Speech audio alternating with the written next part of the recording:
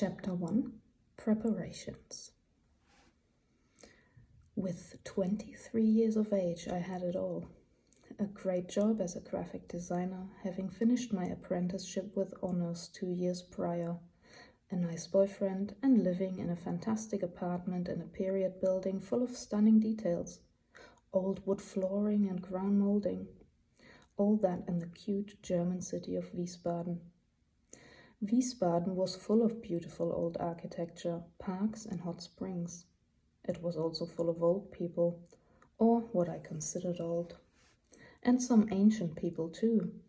I remember this one old lady, so old she could have been a mummy. She was always impeccably dressed as if she lived in 1899. Although very tiny, she wore amazing hats that must have weighed a ton. One wondered about the incredible neck muscles she must have had, and whether there was a gym that specializes in training neck muscles for tiny old ladies with big hats. She also wore white lace gloves. She wore them all the time. Even when she ate, completely unladylike, a chicken drumstick with her fingers. But she made it look classy because she did it with lace gloves. I often saw her sitting in one of the lower-class restaurants, exuding an air of bygone chic. One wanted to bow to her and call her Duchess. On the other end of the spectrum, the city had a few punks. They actually lived in a flat altogether, and as I sported a mohawk myself, I visited them for tips about how to make your hair the texture of concrete, stiff enough to stand up in wind or rain. I also secretly fancied one of them. Underneath their flat lived a cute hairdresser who worked in a salon close to my own flat. But I was a faithful customer to my neighbor, who had her very own salon at the end of my street. My neighbor was a very eccentric lady in her 40s, had a severe drinking problem, and was desperately on the hunt for the perfect combination of love and sex. As long as I knew her, she always had one but never both. She had fake blonde hair, artificially ginormous breasts that were so firm they did not move when she walked, and an eyelid lift that made her look slightly surprised at all times. Her life was a Shakespearean drama because she made it so and loved it that way. I had a cat called Momo because I thought it was a she-cat, but it turned out to be a male. I never changed the name, and Momo had a personality disorder because of it. But he was the star of the neighborhood and knew the contents of every fridge and every flat in a 2-mile radius. All in all, life was good.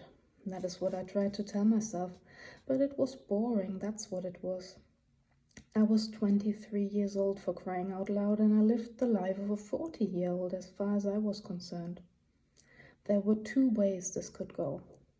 I could either succumb to the steady, predictable, and to some people highly desirable life and remain in this cocoon. Or I could pack it all in and do something else. Something else. But what was it? This urge churned and bubbled within me until I saw an article about a person backpacking in Australia. I didn't even read it. The headline was enough. Then and there, Australia became the dream that I needed to live.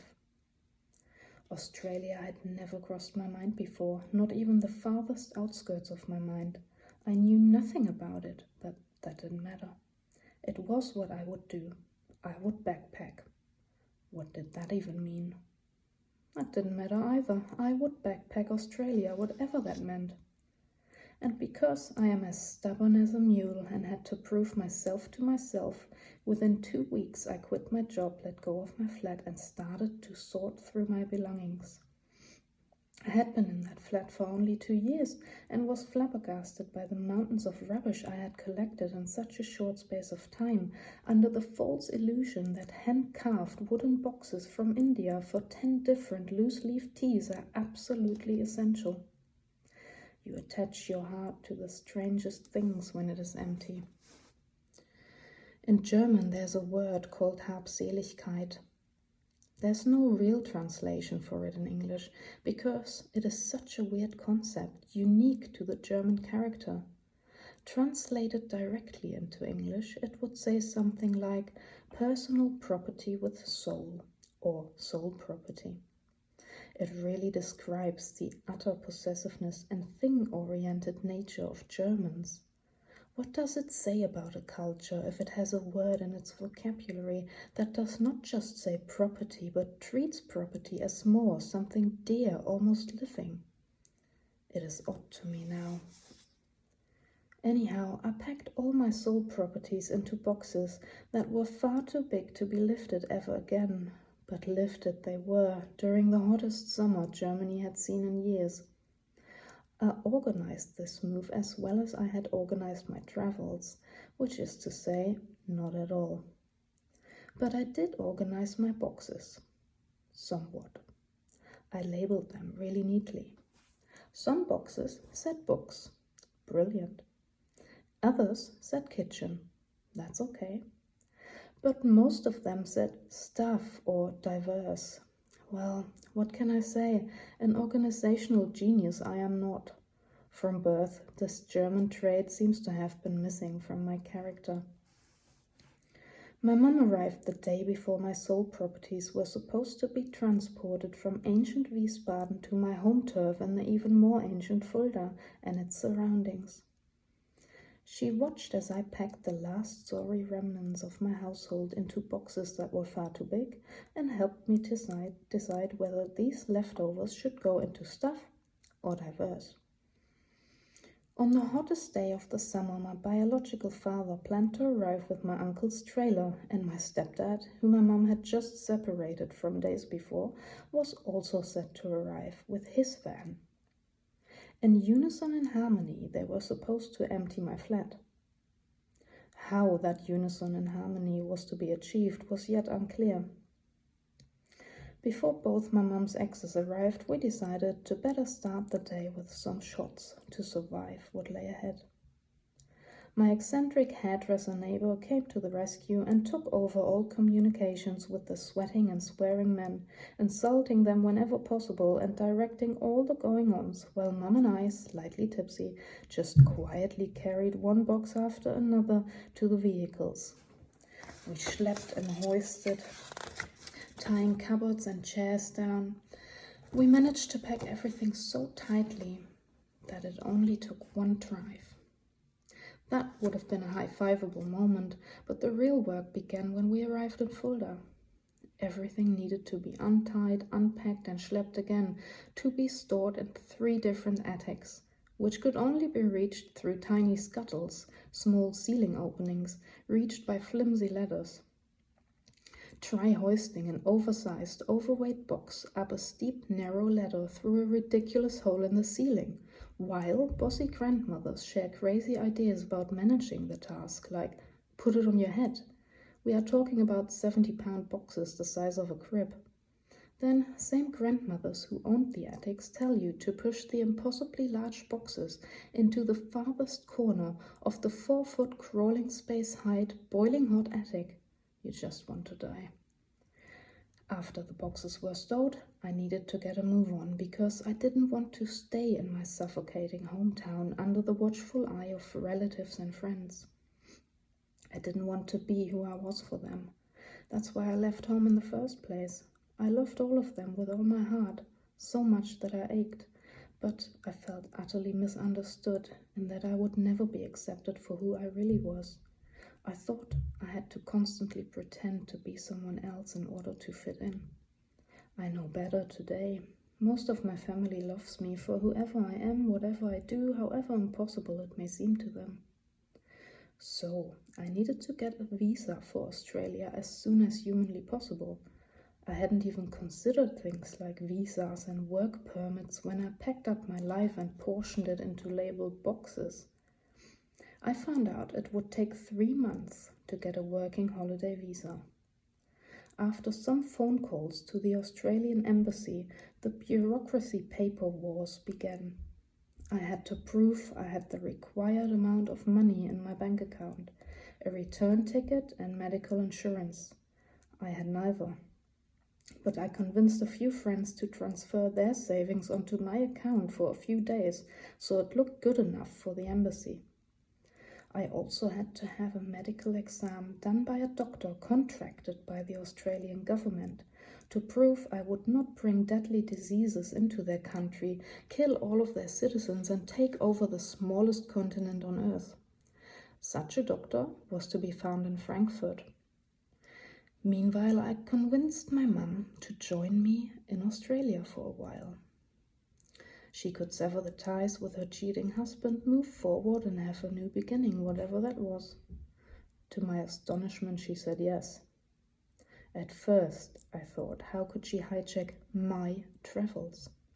Then I found it quite reassuring to not travel alone, and Australia was big enough so we could stay out of each other's way if we couldn't stand one another.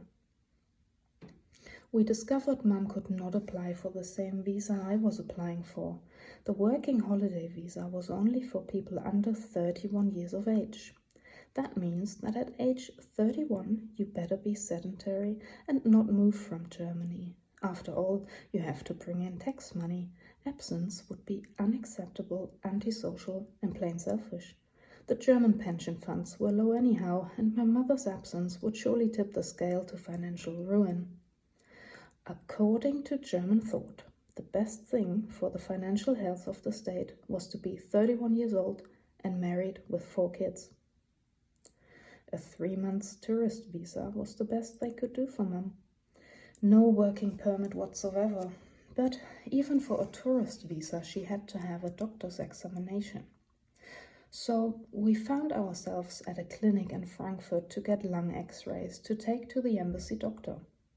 The clinic worked fast and efficiently like every good German institution should. We were sent into the x-ray rooms, skirted with heavy lead aprons around the waist, and had to bite into a plastic mouthpiece. I tried feverishly not to let my lips touch this piece because the thought of how many people had been biting into it gave me lip herpes instantly. We got the x-rays immediately, a bit like Polaroid photos, then headed out to find the doctor's office in another part of Frankfurt. The trams were hot and overcrowded, so we were sticky messes by the time we arrived. Once there, we had to pee in a tiny plastic cup. Why on earth they don't make them bigger is a mystery to me. The indignity of peeing on your own hands is unrivaled. The exam continued with a few routine checks.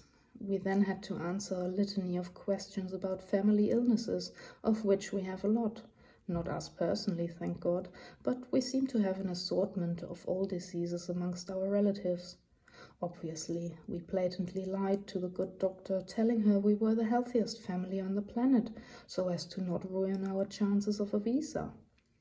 If she had known that it is common in our family to discuss each illness in colorful detail at the Christmas dinner table each and every year, she would have cried. After the doctor had poked and prodded us enough and was happy with our answers to all her questions, she sent us to the waiting area to finish up her paperwork for the embassy. We waited for the paperwork so we could take the sealed envelope directly to the embassy. The waiting was as long and sticky as a piece of old gum that you try to pull off from under your school desk. Mum started to get nervous. Would the x-rays of her lung reveal a deadly cancer? It was a stark possibility since she had smoked for over 30 years. As the minutes ticked by, we grew increasingly convinced that Mum was fatally ill and would die from lung cancer in her uncomfortable waiting room chair. It was clear we needed a will. As we started to write one, the nurse came in. We stared at her, waiting for the devastating news. "Miss Out, please," she said. "No, you mean Miss Out Jan," I blurted. "I never smoked."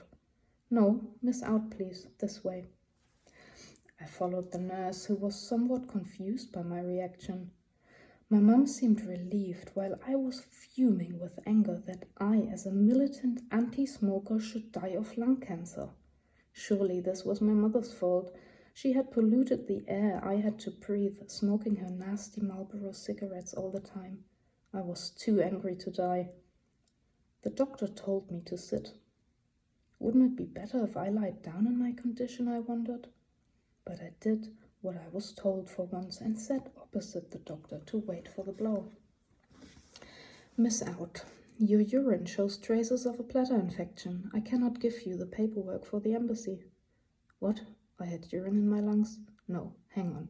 This wasn't about my lungs. I wasn't dying. Bladder infection, that wasn't bad. No paperwork, it was bad. Okay, what can I do? I need this paperwork today. Can you prescribe me some medicine and I come back later? I can prescribe you something and then you come back next week. The medicine won't take effect in just one day. Next week is too late. I'm going to get the prescription and come back tonight. How long are you open for? Defeated, the doctor agreed, but had little hope my bladder infection would be cured in just a few hours. Mum and I went to the inner city of Frankfurt, a car-free zone filled with stores, coffee shops, bakeries, and little restaurants. We needed a plan, but first we needed food. Soup. That was a plan. I ate chicken soup because chicken soup heals everything. Everybody knows that. Then I took the pills that were prescribed, drank 5 liters of water, took the next set of pills, and so on. I did that for the rest of the day and got to know every public toilet in Frankfurt. 30 minutes before the doctor closed the office, I went in again. Paranoid that I would not get the needed paperwork, I sent Mum into the toilet to pee in the cup for me. She did, then left the doctor's office. She had never done anything criminal in her life, and this was fraud after all. She was scared to death and hadn't the nerve to sit there pretending she wasn't guilty. After all, she would surely end up in prison. But that was a small price to pay for nearly giving me lung cancer. I sat in the waiting room, alone, sweating. The nurse came into the room, grinning. In her hands, she held a brand new cup. Please, could you fill this again? Damn it, I was caught red-handed. It was good Mum had gone. That way, she had a fair chance to run from the police. She could try and break me out of prison from the outside. With a burning red face, I took the cup from the nurse's hand, ashamed of myself. I couldn't even meet her gaze. In cold sweat, I stood in the little bathroom. Due to the insane amount of water that I drank, it wasn't at all hard to fill this cup to the brim. Once I was done, I literally knelt in front of it and prayed for clean urine. I had friends who had prayed for big breasts when they were younger, so praying for clean urine did not seem unreasonable at all. I had never asked God for something before, so she could really help me with this small wish. As I knelt there, I looked at the cup and saw that it looked like water.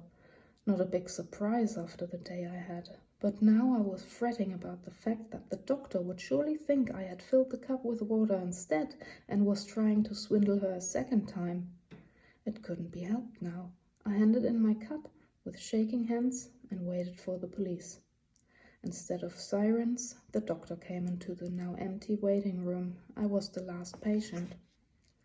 What did you do? I drank about 15 liters of water and took 2 days' worth of medicine. My voice sounded shaky, as if I had told a lie, even though it was the truth. I was sure the doctor did not believe me. Here's your paperwork. With those words, the doctor freed me. My future did not lie behind iron bars, but a 24-hour flight away. On the way home, we were as giddy as if we had escaped a police chase, and we could not believe what we had done. The day ended with me saying to my mum, I'm gonna write a book about this one day.